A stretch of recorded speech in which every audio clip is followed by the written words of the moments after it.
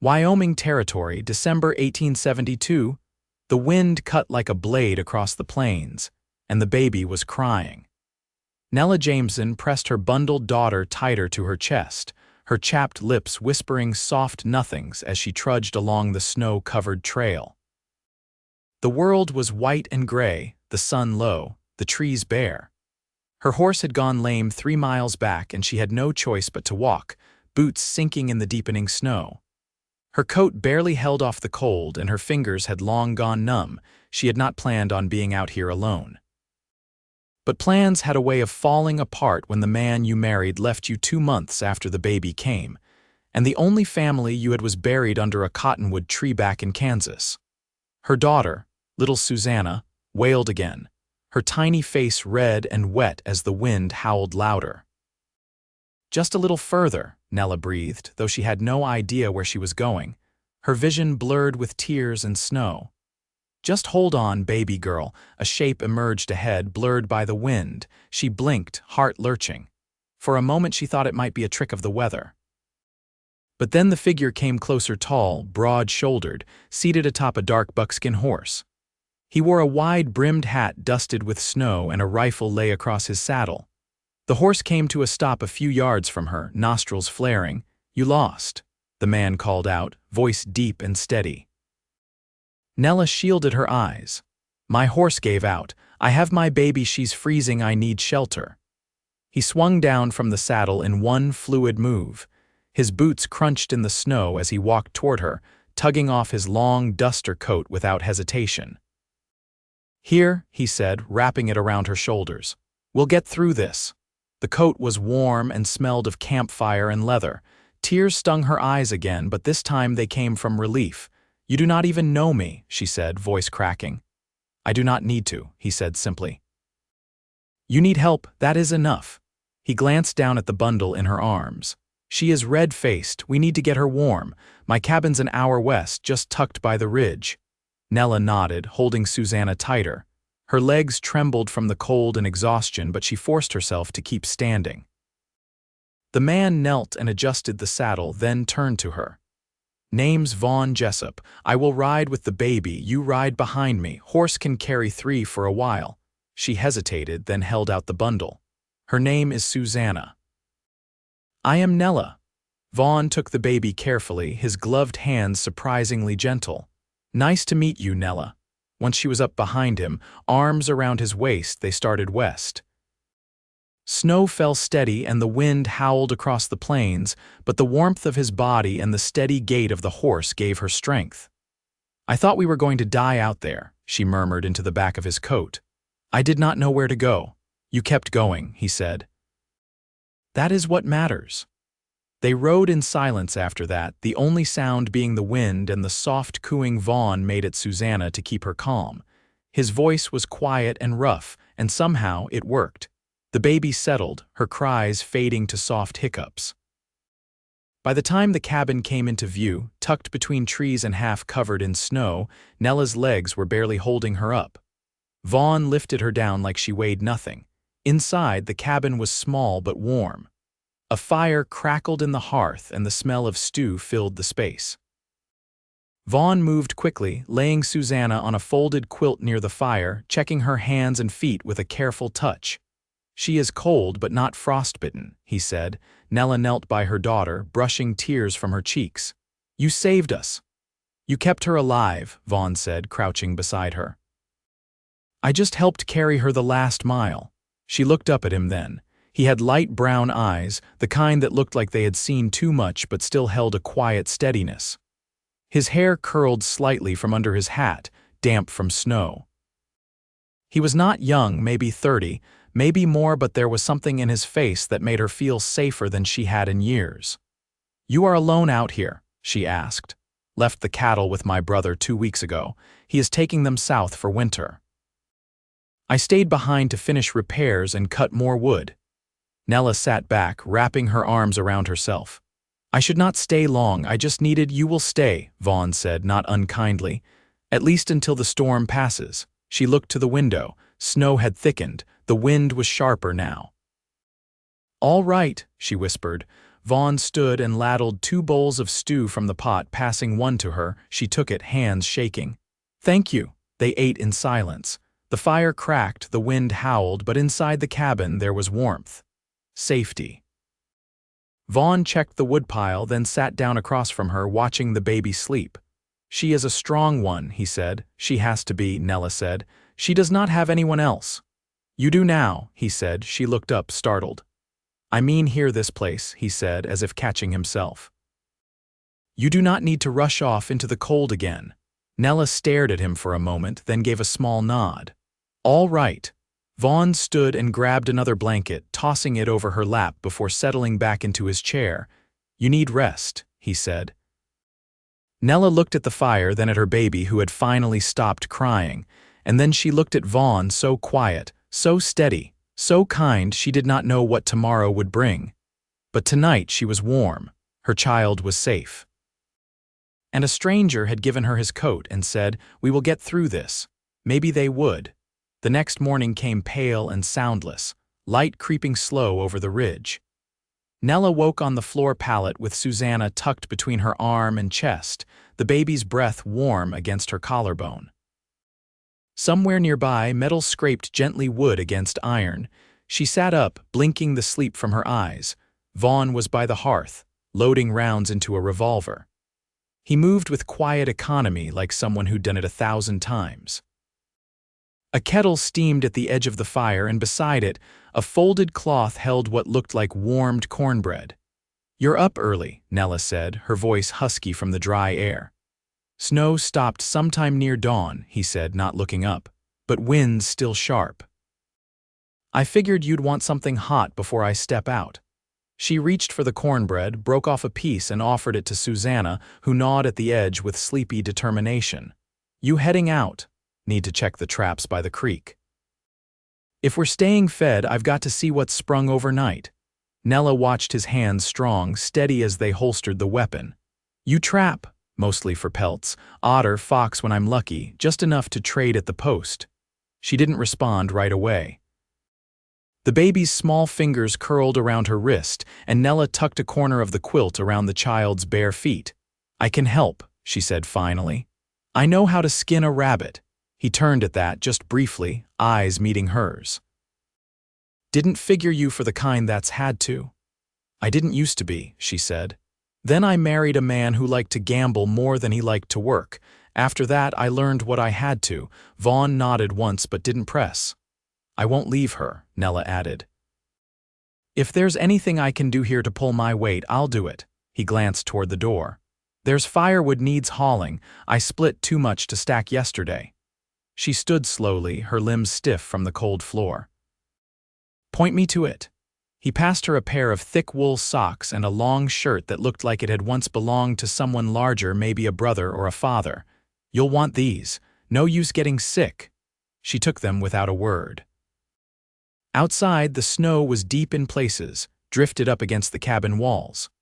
A path had been cleared to the woodpile, and Nella knelt, brushing frozen powder off the top logs.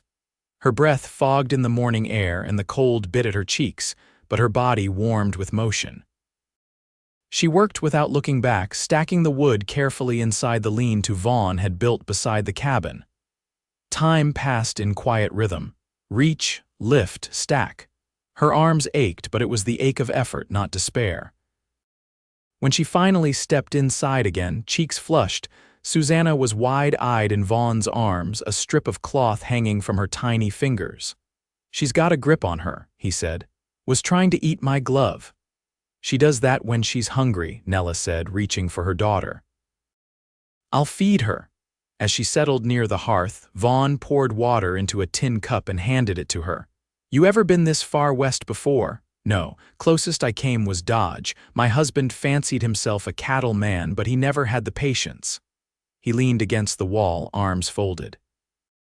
"You thinking of heading back east when the snow clears?" She shook her head. "There's nothing waiting for me that way." Vaughn studied her for a long moment. Then he said, "My mother had hands like yours, strong, always busy. She raised 4 of us alone after Pa died of fever.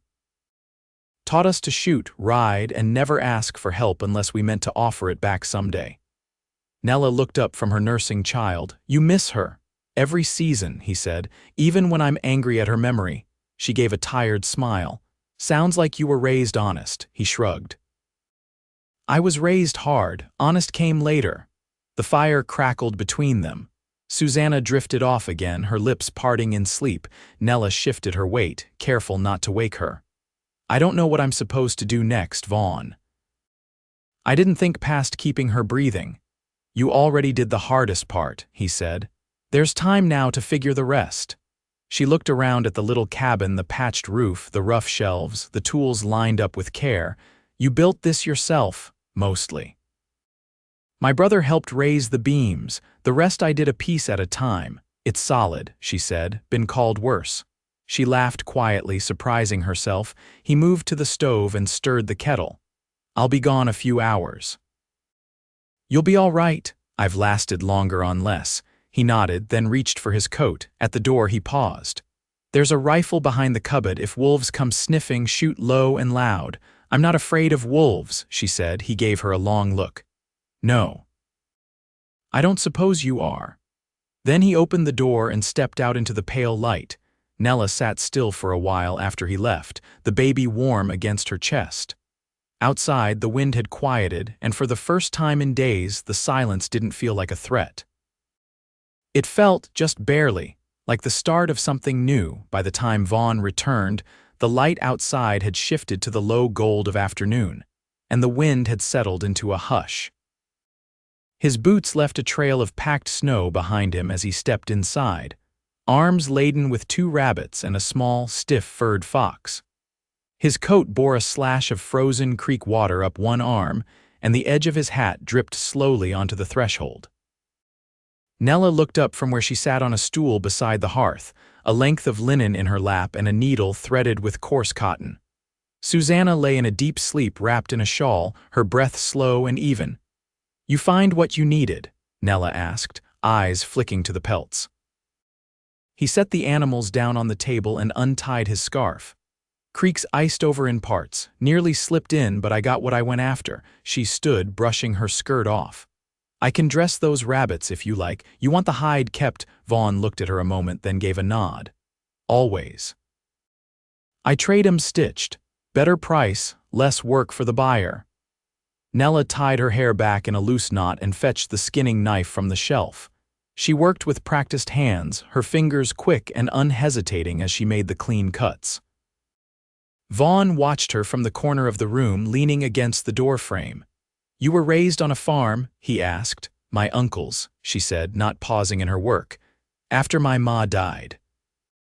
He didn't believe in wasting time teaching girls to sew when they could be out feeding chickens and pulling potatoes. Didn't believe in kindness either, sounds like. She gave a faint shrug. He wasn't cruel. Just didn't have much left in him to give.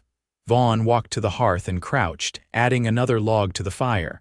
The smell of pine bark and sap filled the room. "My father was different," he said. "Didn't speak much, but he'd sit with us after supper, carve little animals out of cedar blocks. Gave me a badger once, said it was for how I never let go of something once I set my mind to it." Nella glanced up. "Sounds like you miss him." "I do," Vaughn said. "He'd have liked you." She blinked and looked back down to the rabbit. "You don't know me well enough to say that. I've known plenty of folks longer and didn't trust them half as much." The knife paused in her hand. She didn't answer, but her shoulders tilted slightly, some of the tension easing out of them. Later, once the pelts were stretched and drying near the stove, Vaughn ladled water into a basin and set it on the table. "I'll take care of the fox. You want to check that shelf behind the flour tin, there's a bit of dried apple there. You can mash it up for the baby." Nella opened the cupboard and found the small cloth bundle, tied with fraying string. The apples were dark and sweet-scented. She broke off a piece and chewed it herself before softening the rest in warm water for Susanna. "You always keep things this neat?" she asked, settling beside the cradle. He scraped the skin from the fox with short, practiced strokes. "I don't like looking for things twice. Good habit to have." He didn't reply, and the silence stretched between them, not uncomfortable but full of something beginning to grow. When the baby stirred, Nella lifted her gently, holding her close as she fed her the softened fruit with her fingertip. Vaughn watched her from his chair, his expression unreadable. "She's taking to you," Nella said without looking up. "I'm not much for children," he said, "but she's different, quiet in her way. She knows when someone's steady. Babies can feel that." Vaughn stood, wiping his hands on a cloth. "I've got an extra cradle board in the barn. My brother made it before his wife passed. If you want it, it's yours." Nella nodded, her voice quiet. "Thank you." As evening folded in, Vaughn lit the oil lamp and pulled a tin of beans from the shelf. They ate by firelight, the room warm, the wind outside no more than a whisper against the shutters. After the meal, Vaughn leaned back in his chair. "There's a wagon road about 6 miles north of here. Come thaw, I'll take you into town if that's where you're headed." Nella didn't answer right away. She looked down at Susanna, now asleep again in the crook of her arm. "I don't know if I am," she said finally. "Headed anywhere, I mean," he nodded slowly. "Then you don't need to decide yet." She looked across the room at him, her face unreadable in the flickering light. "You always this patient?" "No," he said. "Just seems right to be." A long moment passed between them. Nella rose and laid Susanna back down in the cradle. The baby stirred, then settled again. "You built this place to be alone?" she asked, turning to him. "I built it to be quiet," he said. "Didn't expect it to stay that way." Nella crossed the room, her steps slow, deliberate. She took the empty tin from his hand and set it aside, then sat down across from him. "I don't need much," she said. "Just a place where things don't fall apart." Vaughn met her gaze. "Then maybe we're both in the right place." Neither of them spoke after that. The fire burned low. Outside, the sky stretched deep and full of stars. Inside, there was no more cold.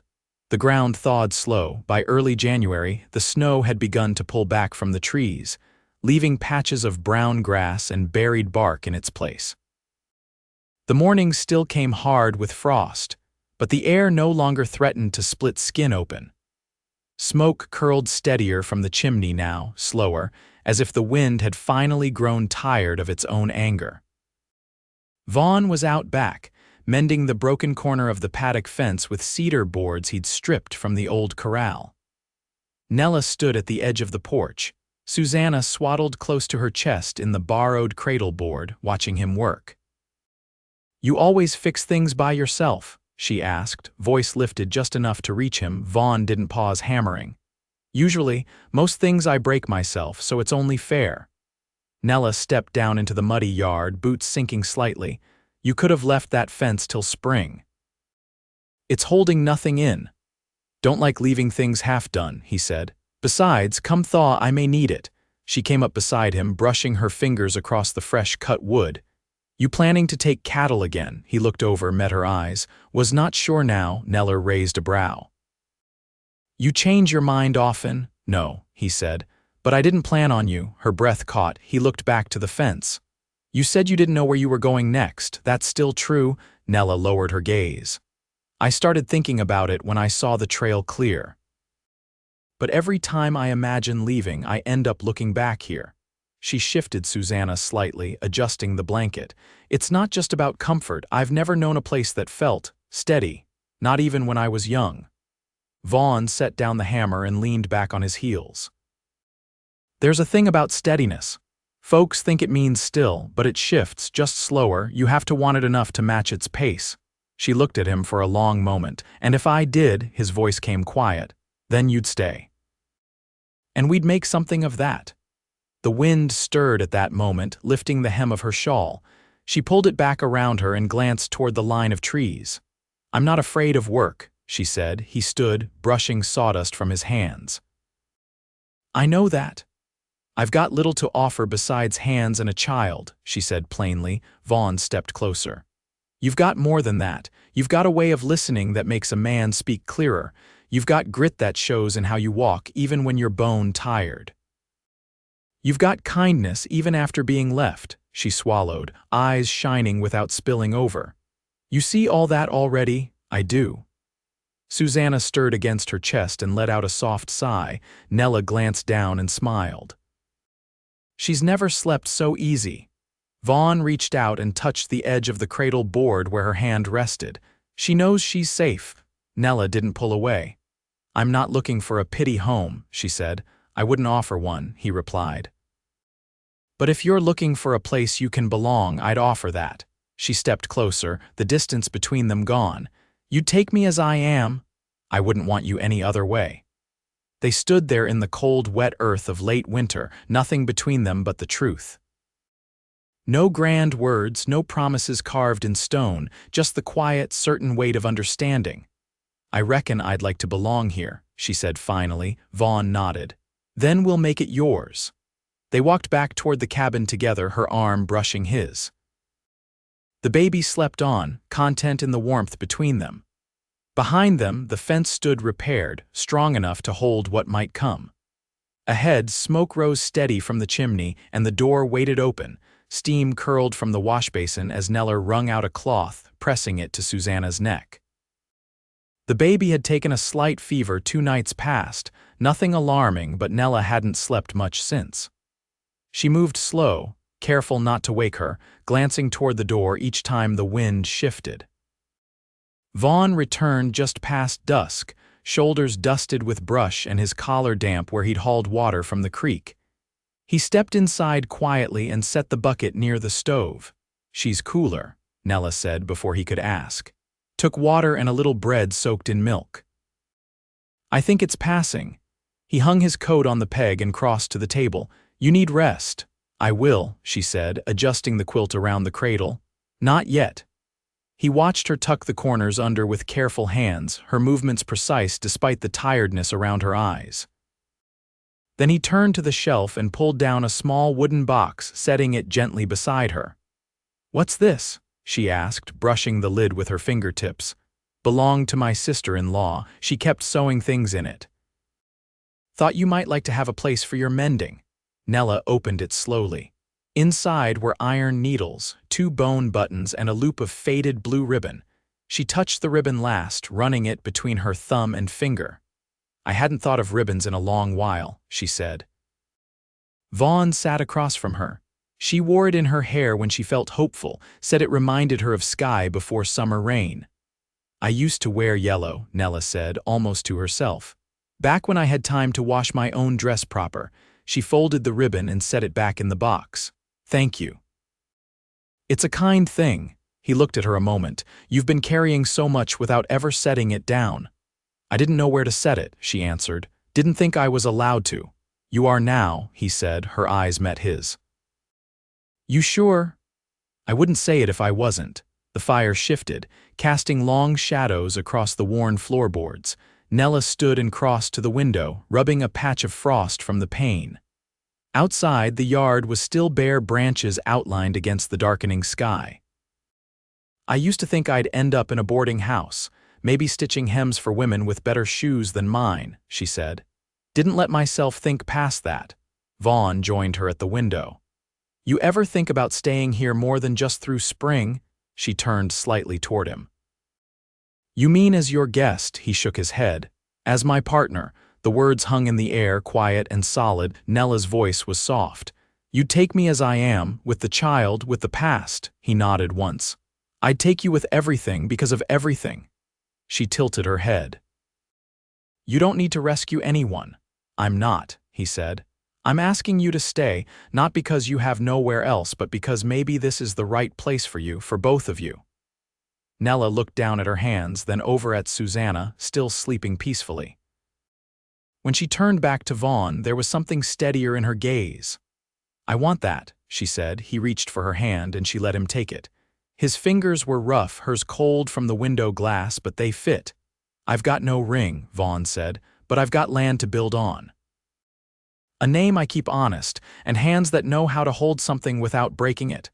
You've got what matters, she said. So do I. He leaned in slowly, giving her room to turn away. She didn't. Their lips met warmth against a winter that had begun to ease. Later that week, they hitched the sleigh and rode into town. The preacher offered his blessing in the back of the dry goods store, between the shelves of coffee tins and sugar sacks. Susanna gurgled in Nella's arms, wide-eyed and pink-cheeked. The storekeep's wife stood witness, wiping her eyes with a handkerchief stitched with strawberries. On the ride home, Nella rested her head against Vaughn's shoulder, the baby asleep between them. The land stretched out ahead, the sky clear and pale. By March, she'd planted onions and cabbage in the garden patch out back. Vaughn built a small pen for hens, and Nella traded 2 pelts for a trio of speckled layers from a nearby homestead. The cradle was replaced with a pine crib Vaughn carved himself, one rail etched with a shape that looked suspiciously like a badger. They moved slow, never hurried, never idle. Each night after Susanna was down, they sat by the fire. Sometimes she mended shirts, sometimes he sharpened tools. But always they were close, her hand on his knee, his fingers brushing her wrist as he passed the kettle. Seasons turned. Grass filled in where snow had been. The creek ran louder. By summer, laughter came easily to the cabin. Vaughn taught Nella how to shoot a long barrel rifle. She taught him the lullabies her mother once sang. Susanna grew sturdy and curious, crawling after chickens and trying to eat pebbles. One evening, Vaughn returned from the ridge with a handful of wildflowers clutched in his calloused palm. He handed them to Nella without a word. She tucked them into a jar and set them on the sill. "I didn't think I'd have another spring that felt like something beginning," she said. He slid an arm around her waist. "We've got as many beginnings as we want now, and they did, they stayed, they built." They loved quietly, deeply, without needing to speak it every day. It was in the way he learned how she liked her tea just before dusk, in how she left his boots by the fire on cold nights, in the way Susanna reached for Vaughn first when she woke from a nap, her little hand clutching his shirt. There were hard days, fences that broke, storms that rolled in fast, fevers that came and went. But they faced those days the same way they'd faced the cold that first night, together, steady, one step at a time. And in that life built not from rescue but from choice, they found not just peace, but joy. Hard-earned, well-kept and lasting.